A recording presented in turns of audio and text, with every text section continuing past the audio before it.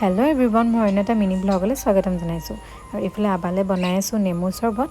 আৰু এয়া আছিলে কঁঠাল, খালোঁ বাৰু কেইফুটামান। আৰু এতিয়া বাকীখিনি ভাবিছোঁ পিঠা বনাম। আৰু এয়া চাউল তিয়াই থৈছিলোঁ, তাতে দি দিলোঁ চফ, লগতে সেইখিনিও মিক্সিত মাৰি দিলোঁ।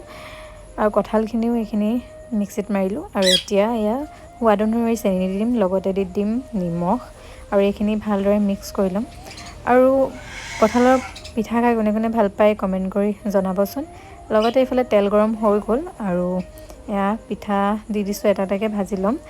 আৰু যিটো আলহী আছে ভাবিলোঁ এয়া বনাওঁ, গধূলি চাহ খাবলৈ হ'ব আৰু খাবলৈও বহুত বেছি টেষ্টি হয়। আৰু গধূলি চাহৰ লগত কিবা এটা নিজে বনাই খালে ভাল লাগে। আৰু এয়া এইখিনিও ৰেডি হৈ গ'ল। আৰু আবাই যিহেতু পিঠা নাখায়, আবাৰ কাৰণে চিৰা তিয়াই থৈছিলোঁ, দৈ চিৰা দি দিম। আৰু আজিৰ ভিডিঅ'টো ইমানতে সমাপ্ত কৰিছোঁ। ভিডিঅ'টো চাই কেনেকুৱা লাগিলে কমেণ্ট কৰি জনাব। লগতে লাইক শ্বেয়াৰো কৰি দিব যিসকলে নতুনকৈ চাই আছে।